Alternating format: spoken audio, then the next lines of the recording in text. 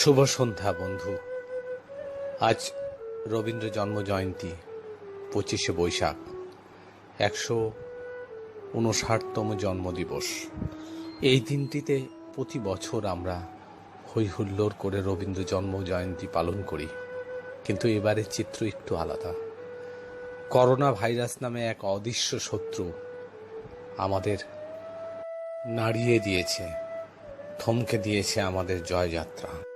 কিন্তু আমাদের প্রাণে রয়েছে রবীন্দ্রনাথ, আর প্রাণ যতক্ষণ আছে রবীন্দ্রনাথ স্মরণ ততক্ষণই আমাদের প্রতিটি নিঃশ্বাসে, শ্বাস প্রশ্বাসে থাকবে। তাই আমরা গৃহবন্দী অবস্থায় আয়োজন করেছি রবীন্দ্র জন্মজয়ন্তী পালন। কারণ কবির কাছে শিখেছি আত্মত্রাণ। বিপদে মোরে রক্ষা করো, এ নহে মোর প্রার্থনা, বিপদে আমি না যেন করি ভয়। আবার তিনি বলেছেন, আমারে তুমি করিবে ত্রাণ, এ নহে মোর প্রার্থনা, তরিতে পারি শকুতি যেন রয়। আমরা এই বিপদ থেকে, এই শঙ্কা থেকে, এই দুর্ভোগ থেকে কাটিয়ে উঠতে পারি, তার জন্য আমাদের কিছু নয়, শুধু শক্তি দাও। আর এই শক্তির প্রার্থনা নিয়েই আজকে আমাদের অনুষ্ঠান শুরু করছি।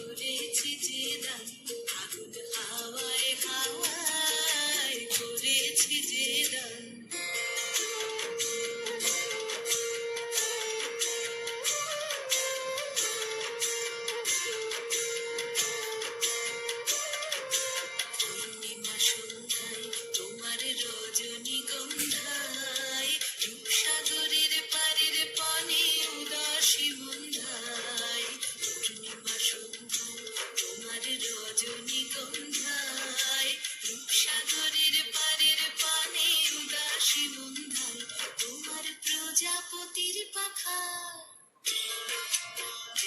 তোমার প্রজাপতির পাখা, আমার আকাশ জামা, মুগ্ধ চোখের রঙিন স্বপ্ন মাখা, তোমার চাঁদের আলো মিলায় আমার দুঃখ সুখের সকল অবসান। তোমার হাওয়ায় হাওয়ায় করেছি যে দান,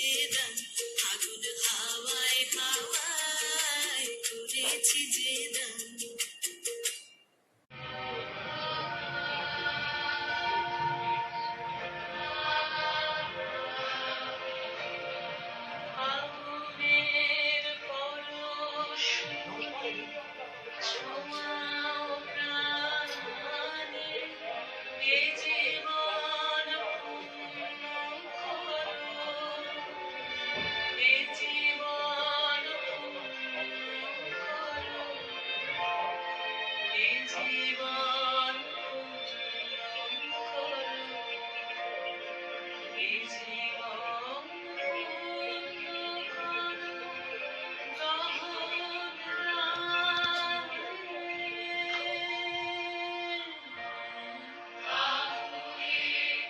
অলস মনে ছোঁয়াও প্রাণে আমারে দেহখানি তুলে ধরো তোমার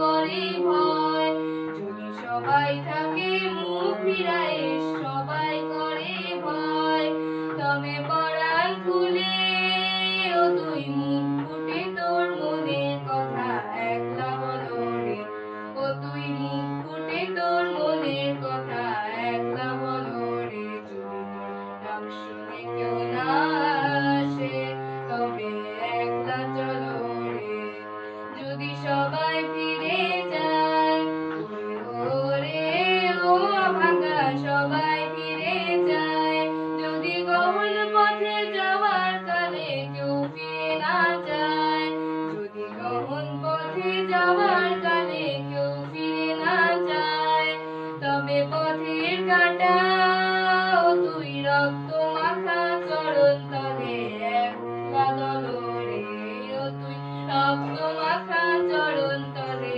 একলা দলো রে, যদি তোর ডাক শুনে কেউ না আসে তবে একলা চলো রে, যদি আলো না ধরে ওরে ও ভাগা আলো না ধরে, যদি ঝড় বাদলে আধার রাতে দুয়ার দেয় ঘরে, যদি ঝড় বাদলে আধার রাতে দুয়ার দেয় ঘরে, তবে বজ্র নলে আপন বুকে পাথর জ্বালিয়ে নিয়ে একলা চলো রে, আপন বুকে পাথর জ্বালিয়ে নিয়ে একলা চলো রে, যদি তোর ডাক শুনে কেউ না আসে তবে একলা চলো রে, যদি তোর ডাক শুনে কেউ না আসে তবে একলা চলো রে, তবে একলা চলো একলা চলো একলা চলো একলা চলো রে।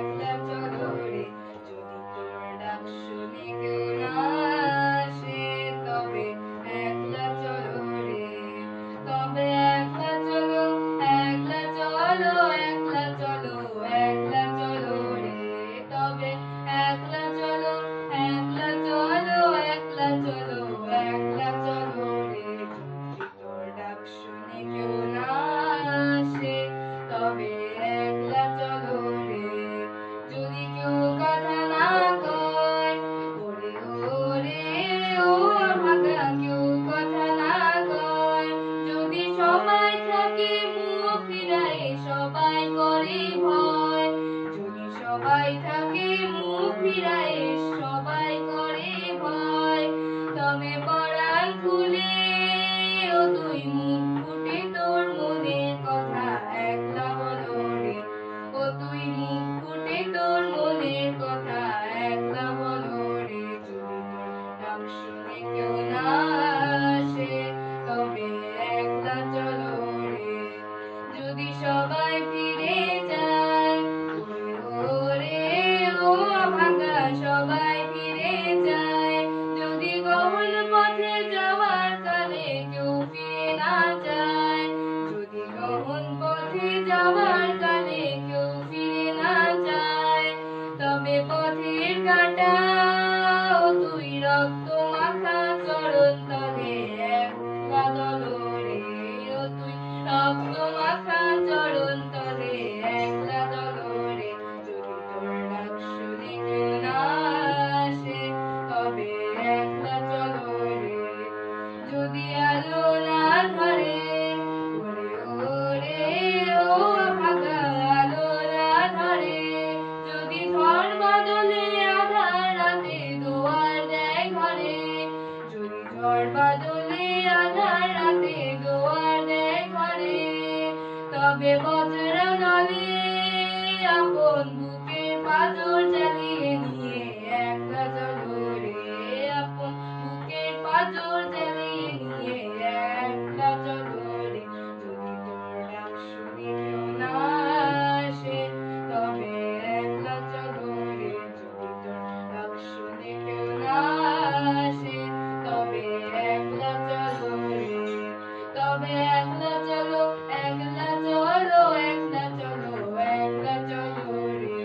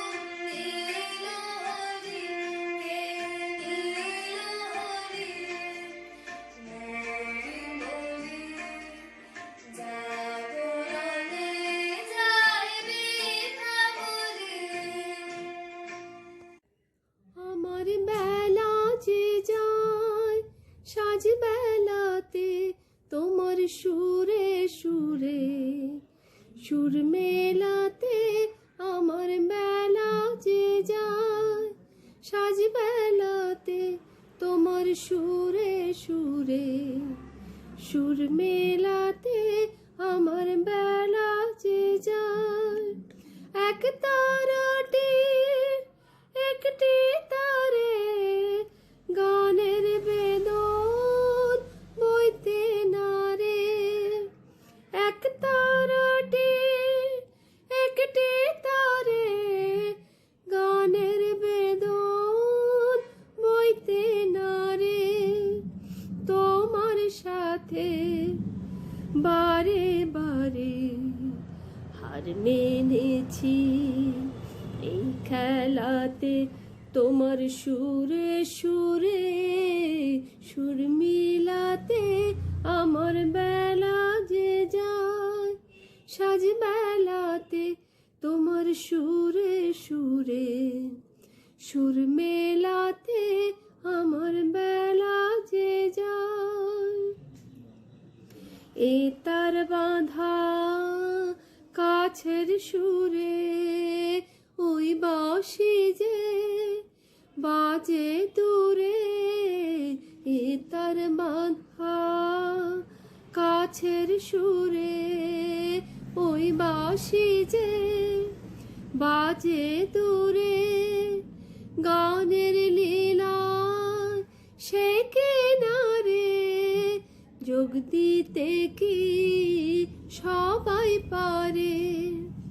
বিশ্ব হৃদয় পারাবারে রাগ রাগিনী জাল ফেলাতে তোমার সুরে সুরে সুর মেলাতে আমার বেলা যে যায়, সাজ বেলাতে তোমার সুরে সুরে সুর মেলাতে আমার বেলা যে যায়।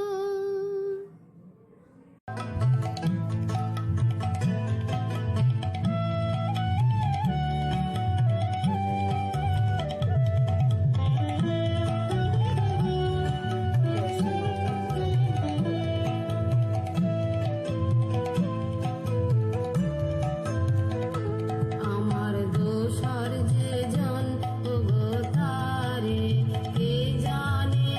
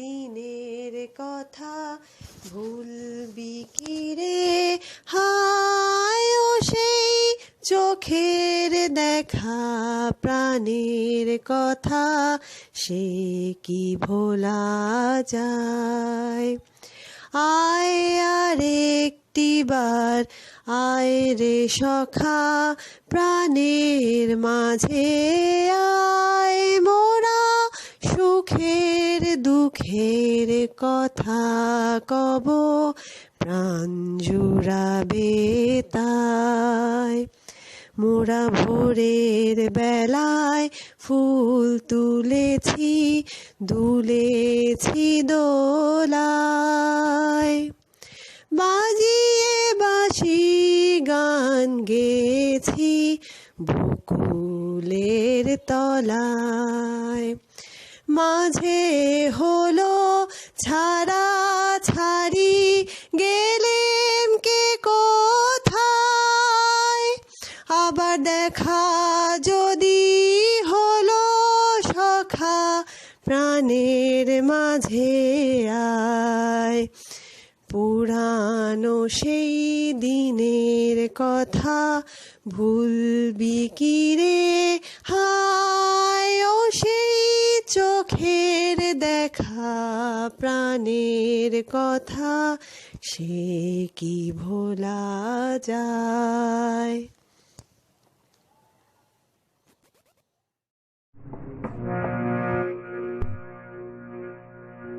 বিশ্ব সাথী যোগে যেখায় বিহারো সেইখানে যোগ তোমার সাথে আমারো বিশ্ব সাথী যোগে যেখায় বিহারো নয় গোপনে নয় বিজনে নয় গো আমার আপন মনে নয় গোপনে নয় বিজনে নয় গো আমার আপন মনে সবার যেথায় আপন তুমি হে প্রিয়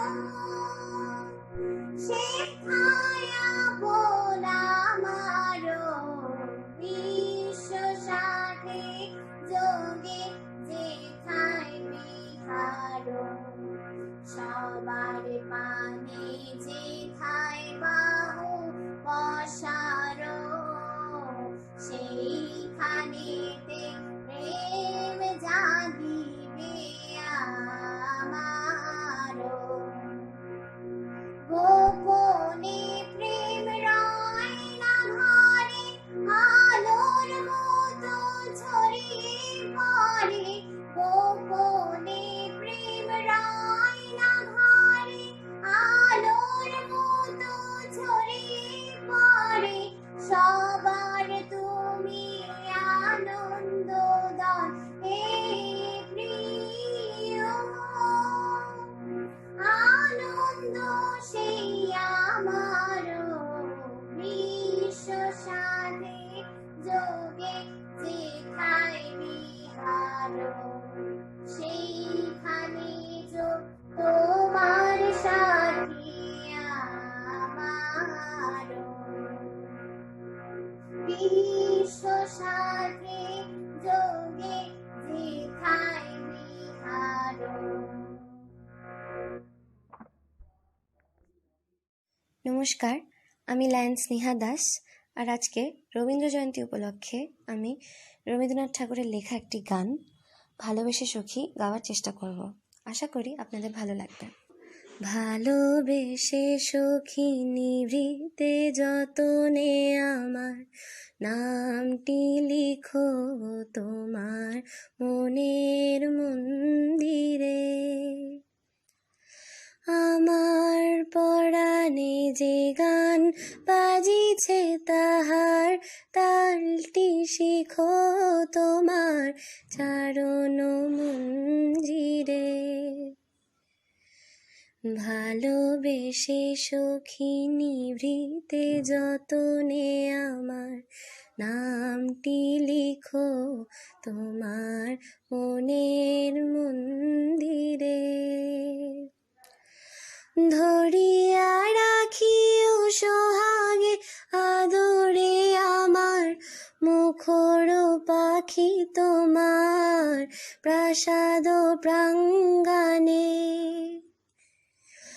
মনে করি সখী বাঁধিয়া রাখিও আমার হাতেরও রাখি তোমার কনক কাঙ্কানে। ভালোবেসে সখী নিভৃতে যতনে আমার নামটি লিখো তোমার মনের মন্দিরে। ধন্যবাদ।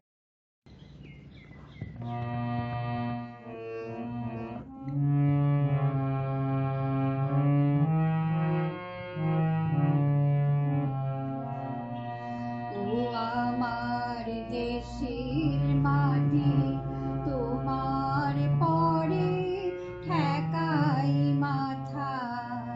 ও আমার দেশের মাটি, তোমার পরে ঠেকাই মাথা। তোমাতে বিশ্বময়ীর, তোমাতে বিশ্বমায়ের আঁচল পাতা। ও আমার দেশের মাটি, তোমার পরে ঠেকাই মাথা।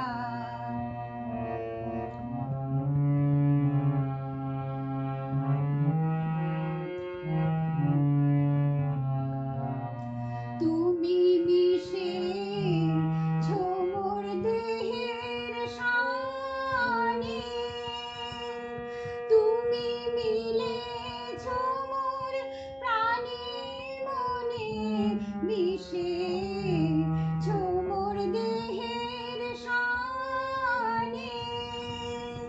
তুমি মিলে ছোমর প্রাণে মনে, তোমার ওই শ্যামল বরণ কোমল মূর্তি মর্মে গাথা। ও আমার দেশের মাটি, তোমার পরে। ও আমার দেশের মাটি, তোমার পরে ঠেকাই মাথা। ও গো মা, তোমার কোলে জনম আমার, মরণ তোমার বুকে। তোমার পরে খেলায় আমার দুঃখে সুখে। তুমি অন্ন মুখে তুলে দিলে, তুমি শীতল জলে জুড়াইলে।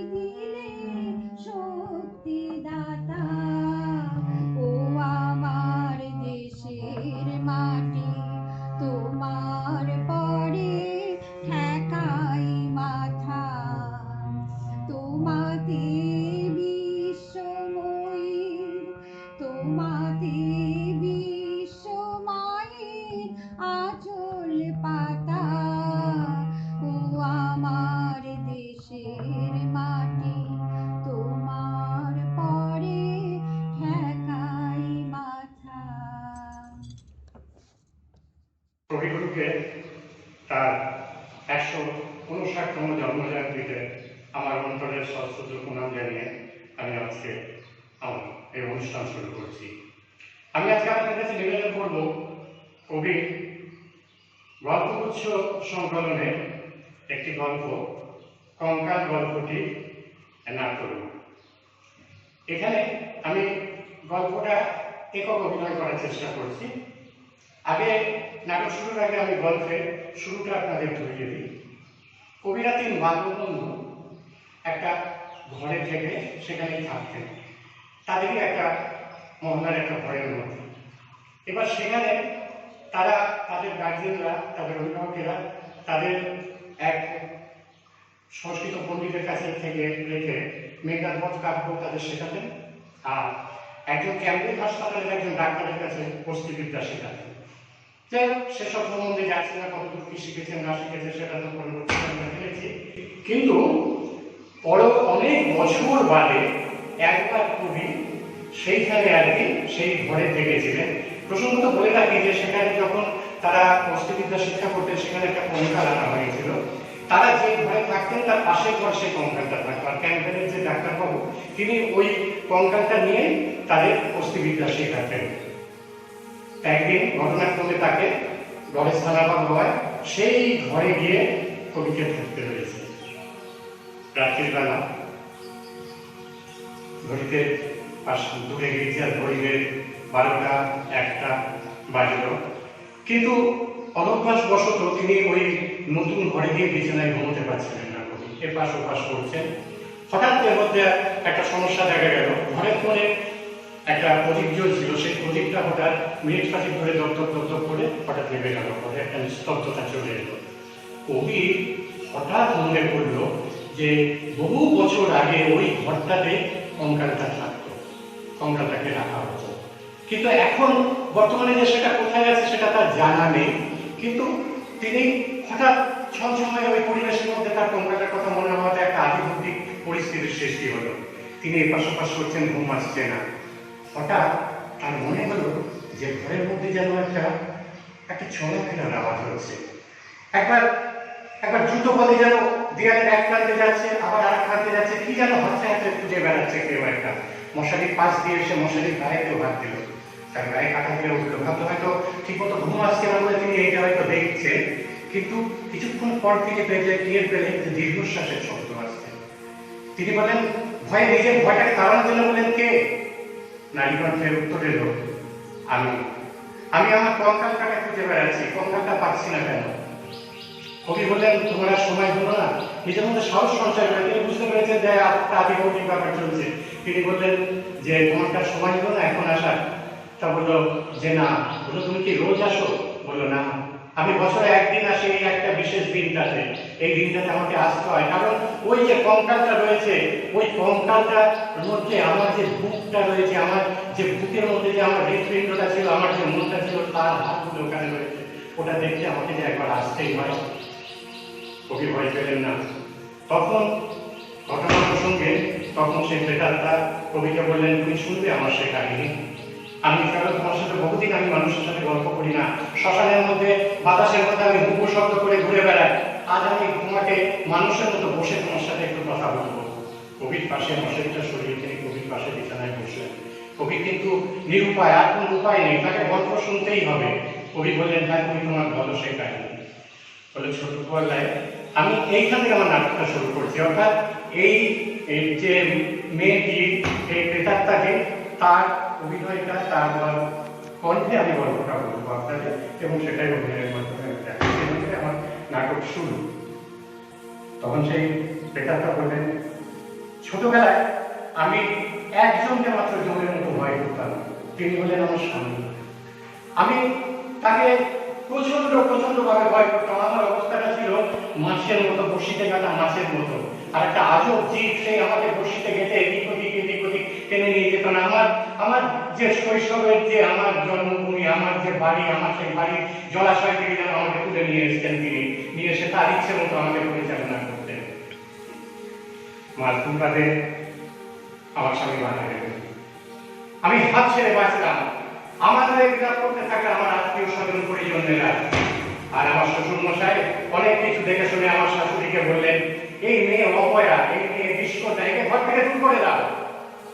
আমাকে আমার বাড়িতে পাঠিয়ে দেওয়া হলো, বাপের বাড়িতে। আমি আনন্দ চিত্তে সেখানে চলে এলাম, কিন্তু সেখানে বাপের বাড়িতে আমার কোনো সঙ্গিনী ছিল না। আমার দাদা প্রতিজ্ঞা করেছিলেন জীবনে তিনি বিয়ে করবেন না। আমি সেখানে একা, আমি আমার দাদার সাথে থাকলাম। সেখানে আমি সারাটা দিন কাজকর্ম নিয়ে এইসব নিয়ে থাকি। তারপর আমি বিকেলবেলা গিয়ে আমি বাগানে বসি। আমাদের যে বাগান রয়েছে সেখানে একটা পুকুর গাছ আছে, সেই পুকুর গাছের তলায় আমি ঘাসের উপর গিয়ে সেখানে বসে আমি আমার কথা বলতে থাকি। এই যে নিঃসঙ্গ জীবন আমার, তার মধ্যে আমি আমার এই ঘাসগুলোকে আমার মনে হতো যেন তারা আমার চরণ ছোঁয়ার জন্য যেন তারা ব্যস্ত হয়ে রয়েছে। এই গাছ, এই আকাশের শত শত তারা, তারাই যেন আমার বন্ধু, তারাই যেন আমার সঙ্গী, তারাই যেন আমার সব। আমার দাদার কাছে বেশি লোক কেউ আসতো না। দাদার এক বন্ধু মেডিকেলে পড়তো, শশী শেখর, তিনি মাঝে মধ্যে আসতেন। বাইরের পুরুষ মানুষ বলতে আমি ওই একমাত্র ডাক্তার শশী শেখরকে আমি জানতাম। আমি তাকে আড়াল থেকে দেখতাম। যখনই তিনি আসতেন একটা আকর্ষণ আমার মধ্যে ছিল। তিনি কিন্তু আমাকে কোনোদিন দেখেনি। একদিনের ঘটনা বলি, আমার বর্ষাকাল, আমার জ্বর হয়েছে। দাদা ডাক্তার ডেকে আনলেন। আমি জানলা থেকে মুখ করে শুয়েছিলাম। ডাক্তারবাবু এসে ঘরে ঢুকলেন। ঢোকার পর তখন একটা রোদের আল্লাহ, একটা মানে মেঘলা রোদের যে আল্লাহ একটা আবাসের আমার মধ্যে এসে পড়ছিল। প্রসঙ্গ বলে রাখি যে আমি নাকি অতীব সুন্দরী দেখতেছিলাম। আমি যখন আমার বাপের বাড়িতে এসে থাকতাম তখন লোকে বলতো যে আমার মতো সুন্দরী নাকি নেই আর দেখা যায় না। মানে আমার ব্যাপারটা ছিল সেই হীরক দুতির মতো। একটা হীরক যখন আপনি রোদের সামনে রেখে দেবেন তখন যেটা দুতিটা চারিদিকে ছড়িয়ে পড়ে, আমার অবস্থাটা ছিল সেই রকম। তা উনি আমাকে দেখলেন, দেখার পর আস্তে আস্তে দাদাকে বললেন যে আমি একটু নারীটা দেখবো। আমি আমার হাতটা বের করে দিলাম বস্ত্রের ভিতর থেকে। তিনি সেই প্রথমবার আমাকে দেখলেন। কম্পিত হস্তে তিনি আমার হাতের নাড়ি দেখতে থাকবেন। এর আগে আমি কোনোদিন কোনো ডাক্তারকে এইভাবে নাড়ি দেখতে দেখিনি, এত সন্ত্রস্ত ভাবে তিনি আমার নাড়ি দেখতে থাকলেন। আমি বেশ বুঝতে পারলাম যে আমার নারীর প্রতিও তিনি দেখছেন, আর তার মনের নারীর প্রতিও আমি টের পেতে থাকলাম। ডাক্তারবাবু চলে গেলেন। এরপর প্রায়শই আমার রোগ হতে থাকলো, তিনি আসতে থাকেন এবং আমি আরো করলাম। এই করে করে আমাদের মধ্যে একটা সম্পর্ক গড়ে উঠতে থাকলো। এর মধ্যে ডাক্তারবাবু পাশ করলেন। পাশ করে তার বেরিয়ে এলেন এবং তার প্রচুর কষা হলো। তিনি তখন আমাদের বাড়ি। আমি লায়েন্স অরুণা চক্রবর্তী। আজ বিশ্বকবি রবীন্দ্রনাথ ঠাকুরের জন্মদিন উপলক্ষে আমার এই ছোট্ট চেষ্টা, ভুল ত্রুটি মার্জনীয়। তুমি নির্মল করো মঙ্গল করে, মলিন মর্ম মোছায়, তব পূর্ণ কিরণ দিয়ে যাক মোর মোহ কালিমা ঘুচায়, মলিন মর্ম মোছায়। তুমি নির্মল করো মঙ্গল করে, মলিন মর্ম মোছায়। লক্ষ শূন্য লক্ষ বাসনা ছুটিছে গভীর আধারে, জানি না কখন ডুবে যাবে কোন অকুল গরল পাথারে। প্রভু বিশ্ব বিপদ হন্তা, তুমি দাঁড়াও রুধিয়া পন্থা, তব শ্রীচরণ তলে নিয়ে এসো মোর মোহ বাসনা ঘুচায়, মলিন মর্ম মোছায়। তুমি নির্মল করো মঙ্গল করে, মলিন মর্ম মোছায়। আছো অনলনীলে চিরনভনীলে ভুদর সলিলে গহনে আছো বিটো বিলাতায় জলদের গায় শশী তারকায় তপনে আমি নয়নে বসিয়া বাঁধিয়া বসিয়া ধারে মরি গো কাঁদিয়া আমি নয়নে বসন বাঁধিয়া বসিয়া ধারে মরি গো কাঁদিয়া দেখি নাই কিছু বুঝি নাই কিছু দাও হে